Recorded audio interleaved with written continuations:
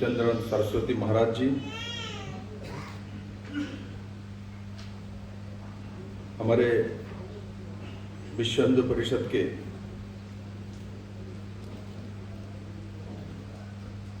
महासचिव मिलिंद पांडे जी, श्रीमती बबीता फोकट जी, जो कि आपके सामने अपना वक्तव्य रखा है और इतने सुंदर तरीके से सबको टच किया है। मैं और स्वामी जी बोल रहे थे तो बोले तैयारी करके आए हैं।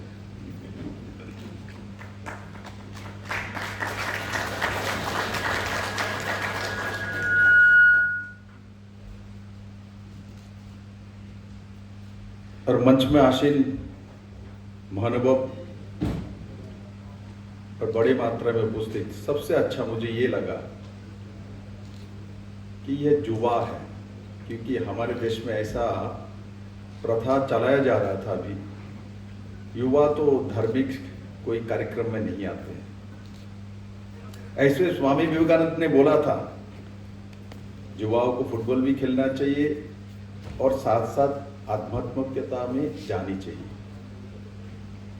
किंतु लंबे समय कम्युनिस्ट का प्रभाव पूरी दुनिया में रहे हैं और समाज तंत्र के नाम से सबसे ज्यादा आघात किसी में किया है तो सनातन में किया है, और इसीलिए कम्युनिस्ट खत्म हो गया है।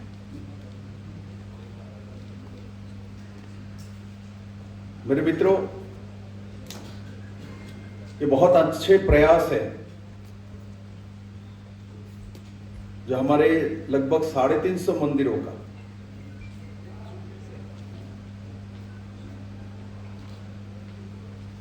पूरे जानकारी रिकॉर्डिंग के साथ, वीडियो रिकॉर्डिंग के साथ व्यवस्थित तरीके से एक साइट में लेके आने का काम ये संस्था संजय मिश्रा जी के संरक्षण में कर चुके हैं।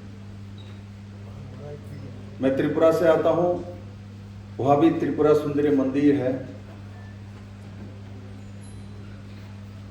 और वहां का भी जो वीडियोग्राफी और जानकारी इस समय लिया जा रहा है।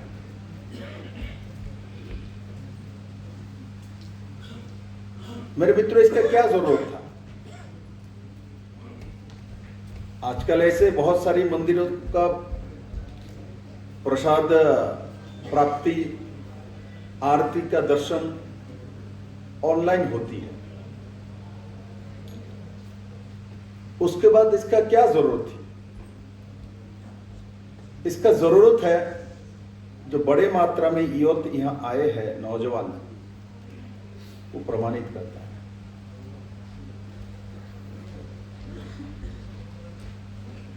आध्यात्मिकता भारत का स्वभाव है,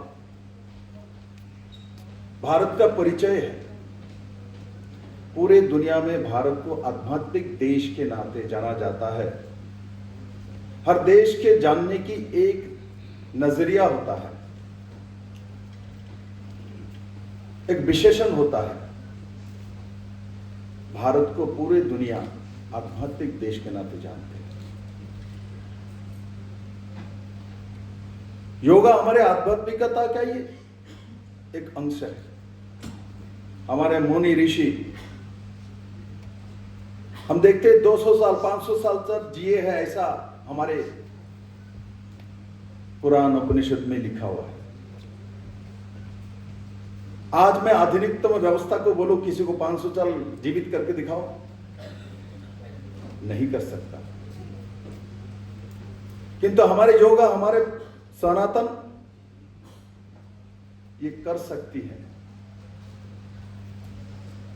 ये हमारे वेद उपनिषद बताती है। भारत को बहुत लोगों ने शासन किया है और हमारे सनातन में आघात करके एक लंबे समय शासन जो किया था वो मुगलों ने किया, लोधी ने भी किया था, तुगलक ने भी किया था। किंतु मुगलों का काल 600 साल रहा और इसमें औरंगजेब का नाम तो सबसे ऊपर है। आज जिस राम मंदिर के नाम लिया जा रहा है, पुनर्निर्माण किया जा रहा है,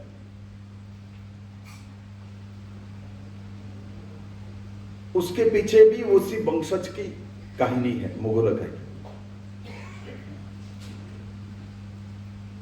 ये लोग नहीं जानते थे जो मंदिर और मूर्ति तोड़ने से ही भारत को तोड़ सकते हैं। ये इनको वहां तक ही पता था।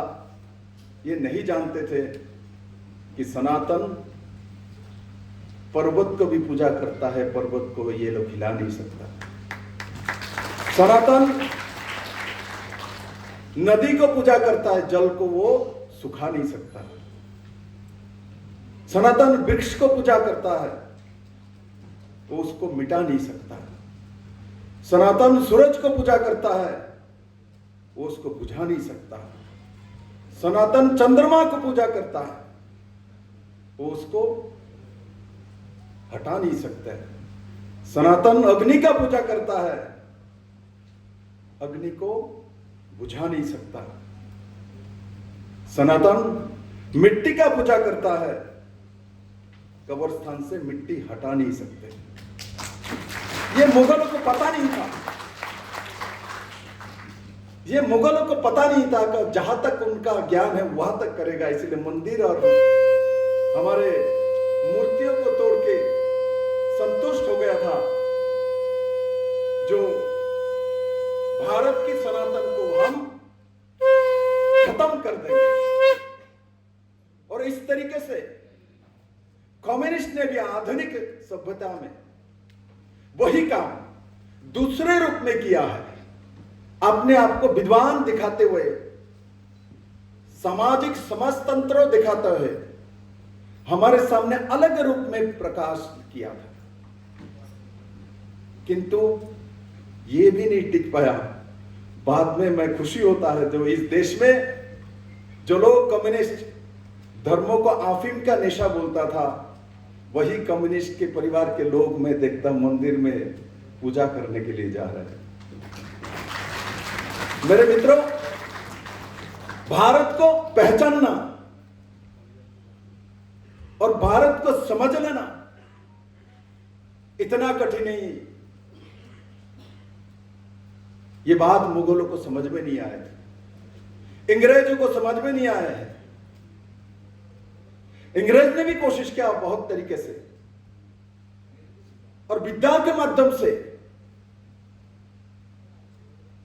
Madras university, Calcutta university, Mumbai university Lord Macaulay ने शुरू किया। इससे पहले भारत में यूनिवर्सिटी नहीं होती थी। यूनिवर्सिटी शिक्षा लेने के लिए इंग्लैंड में जाना पड़ता था। बड़े लोगों के बच्चे जा सकता था, गरीब नहीं जा सकता था। किंतु लॉर्ड मैकेले ने उन्होंने बुद्धि लगाया जो शिक्षाओं के माध्यम से भारत में राज करेंगे। और इसीलिए इस तीनों यूनिवर्सिटी से जो लोग उस समय पढ़ के डिग्री लेके निकलने वाले थे, विद्वान तो अंग्रेजी शिक्षा में हो रहे थे, किंतु इनमें से एक भी स्वाधीनता संग्राम ने बड़े भूमिका अदा नहीं किया है। आप उठा के देखिए, गांधी जी यहां नहीं पढ़े, बाहर। आप देखिए नेताजी सुभाष चंद्र बोस यहां नहीं पढ़े, लंदन। चित्तरंजन यहां नहीं पढ़े, लंदन। जो लोग इनकी यहां शिक्षा लेकर आए हैं, वही लोग स्वाधीनता संग्रामी में सबसे आगे निकले, क्योंकि उसमें इस तरह से शिक्षा दिया जा रहा था। अंग्रेजों को जो शासन कर रहा था वो सही दिखाया गया था। इसमें हिस्ट्री में इसमें दिखाया गया मुगल जो आए थे वही भी सही है। अरे मुगल सही है तो हमारे सरदार भाई लोग यहां बैठे हुए हैं। तो गुरु नानक जी ने सिख धर्म का तैयार करने का कोई जरूरत नहीं थी। उन्होंने मुगल के खिलाफ ही अपने बलिदान देके इस भूमि को बचाया। और जो बोले सनिहाल का नारा दिया था, इतिहास साक्षी है। हम केश बड़े रखेंगे, हमारे ये दाढ़ी बड़े रखेंगे, उसके बाद पगड़ी बंधेंगे, उसके बाद यहां रक्षा करने के लिए तलवार रखेंगे। वो ऐसे नहीं बना था, ये आपने सनातन को रक्षा के लिए ही बना था, मुगलों को रुकने के लिए बनाया था। वही सच है, वही भारत है। चाहे रंजीत सिंह हो, चाहे महाराणा प्रताप हो, चाहे शिवाजी महाराज हो, हर प्रांत में सनातन को लेके ही इन लोगों के साथ हमारा लड़ाई हुई है। मैं जिस प्रदेश का प्रभारी हूं, मैं गर्व करता हूं, मैं हरियाणा का प्रभारी हूं, नॉर्थ ईस्ट से आता हूं। वो कुरुक्षेत्र का भूमि है, उस भूमि में गीता लिखा गया है। दुनिया के सबसे बड़े जो ज्ञान कही है तो कुरुक्षेत्र की गीता में। हमारे कांता देवी महाराज चले गए, आप पानीपत से हैं। पानीपत ने बहुत युद्ध झेला है, बहुत योद्धाओं को देखा है और बहुत बलिदान भारत के लोगों ने उस भूमि में दिया है। वो भूमि हरियाणा का भूमि, पवित्र भूमि। इसलिए जब भी किसी ने भारत को और सनातन को खत्म करने की कोशिश किया है, वो कहीं नहीं मिले, क्योंकि हम वायु का भी पूजा करते हैं, उसमें भी वो जा नहीं सकते कि उसका पूजा भी हम करते हैं। वो वायु तो छोड़ दो, हम मृत्यु के बाद आत्मा का भी पूजन करके पिंडोदान करते हैं, वो उस देश के नागरिक हैं। जन्म से मृत्यु तक हमारे हर क्षेत्र में हमारे कृष्टि, संस्कृति, सभ्यता, अतिथि देव भव वो कहता है।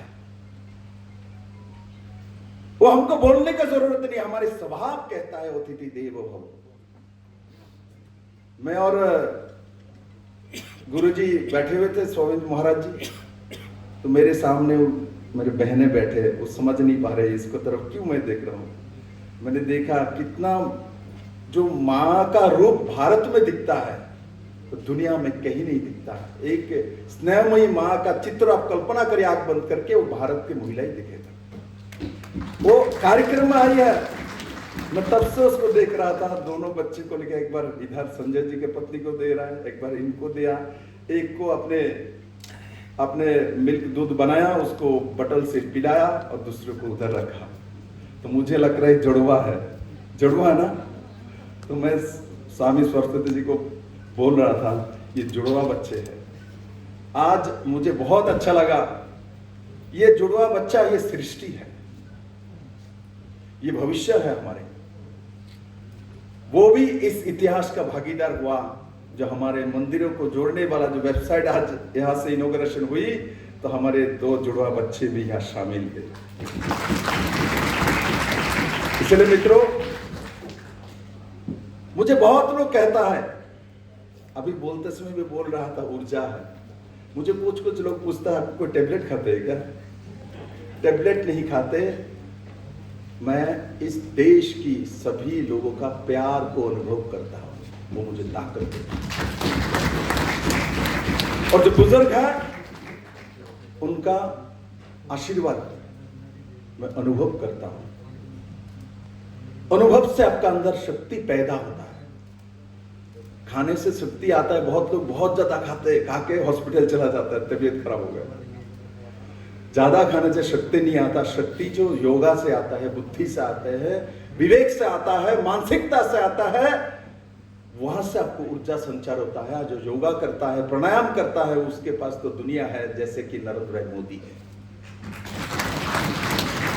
मेरे मित्रों, डॉक्टर कहता है 8 घंटा नींद लेनी चाहिए, तब आप सही मानसिकता का, सही व्यक्तित्व का अधिकारी होंगे। मैं तो डॉक्टरों को भी, साइंस को भी पूछना चाहता हूं, मोदी को पूछो भाई 4 घंटा सो के कैसे पूरी दुनिया को दिखा रहा है अपना नेतृत्व, तो एक कौन सी साइंस कहता है। इसलिए दोबारा प्रमाण करता है हमारे सनातन, हमारे योगा, हमारे प्राणायाम सर्वश्रेष्ठ है। इसीलिए मोदी उस तरीके से, जो कि 11वीं इकोनॉमी थी हमारे देश, आज कोरोना के बावजूद भी हम 5वीं इकोनॉमी, 5वीं इकोनॉमी में चले गए। और बहुत कम समय में मैं विश्वास करता हूं जब हम दूसरे व तीसरे इकोनॉमी में चले जाएंगे और मोदी जी के नेतृत्व में देश दुनिया के नंबर 1 बनेगा, क्योंकि ऐसा सनातन में कहा गया। और सनातन को कोई रोक नहीं सकता, सृष्टि ही सनातन है, इसलिए सृष्टि को कोई रोक नहीं सकता। जब सृष्टि नहीं रहेगी तो दुनिया में ना कम्युनिस्ट रहेगा, ना मुगल रहेगा, ना बाकी सब रहेगा। इसलिए जब तक दुनिया है, जब तक चंद्र सूर्य चार तारा है, तब तक सनातन है, यही सच है। और मुझे इस कार्यक्रम में बुलाने के लिए मैं संजय जी को, उनके पूरे टीम को बधाई देता हूं। और बड़े मात्रा में तो मैंने यूथ जनरेशन आया है, मैं इनको बधाई देता हूं कि इस देश में माना गया था यूथ इस तरह के कार्यक्रम में नहीं जाते, बुजुर्ग लोग जाते, जो लोग ओल्ड एज है वो लोग आते। किंतु आज मैं सभी महाराज को, विशेष करके विश्व हिंदू परिषद के हमारे जो जनरल सेक्रेटरी हमारे पांडे जी को मैं बोलूंगा, देखिए आज हमारे यहाँ कितने बड़े मात्रा में यूथ आया है, ये बताती है भारत किस तरफ जा रहा है मेरे मित्रों। और मैं दोबारा आप सभी को यहाँ समावेश होने के लिए और इस कार्यक्रम में भाग लेने के लिए बहुत बहुत शुभकामनाएं देता हूँ। सबको बहुत बहुत धन्यवाद। जय हिंद, भारत माता की जय।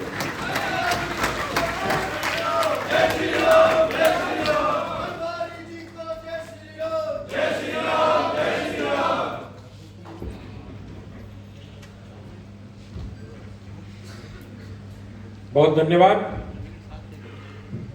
विप्लव कुमार देव जी।